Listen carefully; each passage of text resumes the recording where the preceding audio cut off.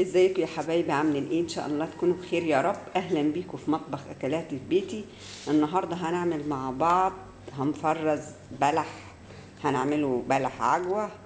هنشوف الطريقة ازاي احتفظ بيه لمدة سنة، ما يبوظش منينا ويطلع جميل، ونعمله على ايدينا نضيف ونستعمله في الحشوات اللي نعمل يعني قرص بالبلح، عيش بالبلح، في الوصفات بتاعت البلح، بسكوت بالبلح، منين بالبلح، كله يعني ايه، استعمل في حاجات كتير وفي وصفات تانية برضو كتير، وصفات رمضانية. فهنشوف مع بعض ازاي هنفرزه ويقعد معانا لمدة سنة ما يبوظش.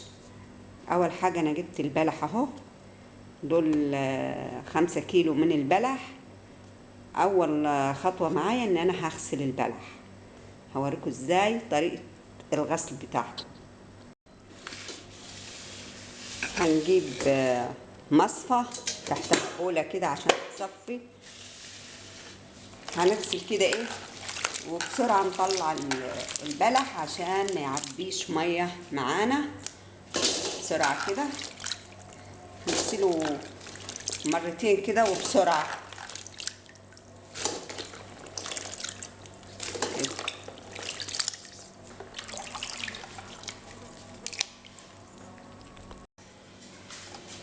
هنجيب مية اهي، نغسل مرة تانية كده.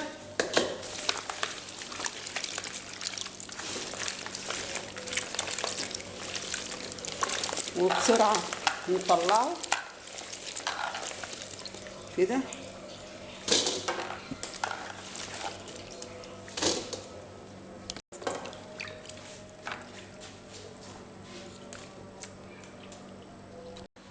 كده ايه، هنصفيه بالمصفى، هنسيبه يتصفى كويس، وبعدين هنجيب صينية ونفرشه عليها وهنشوف هنعمل ايه بعد ما صفيناه من المية. ايه زي ما انتم شايفين كده، هنجيب صينية كبيرة كده ونحط فيها البلح،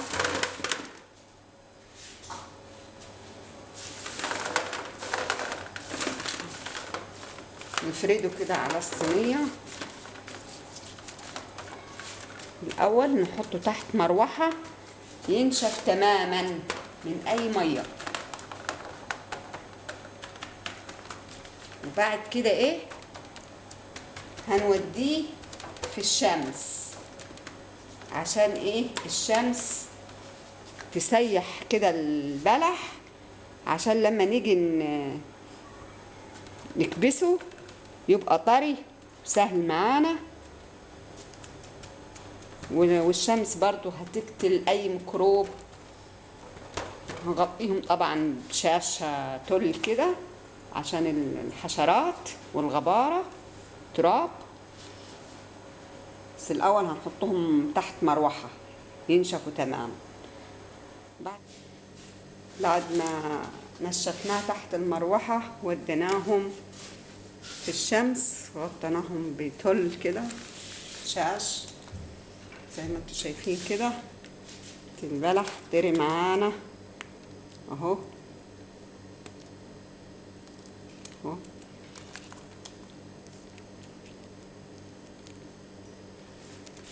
فهنجيب البرطمان اللي احنا هنعمل فيه اهو، غسلته ونشفته. هحط البلح كده، هجيب ايد هون، او يا ايدي الهون هي اللي هتنفع عشان برطمان صغير، ايدينا مش هتنفع تكبس كده.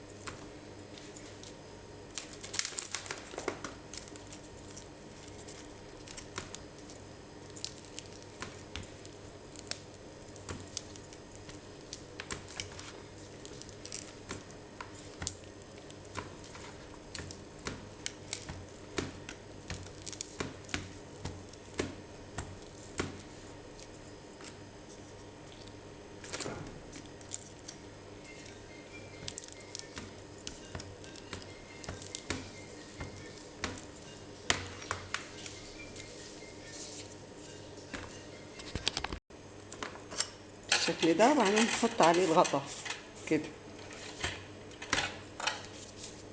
بالشكل ده، يقعد معانا سنة بره التلاجة. نعمل الباقي بطرمان تاني كده زي ما انتوا شايفين.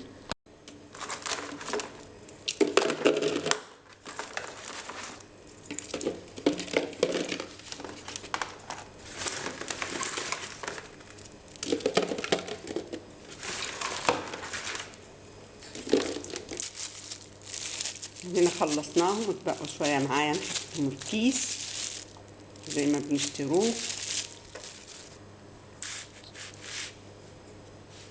ويا جماعة اهو،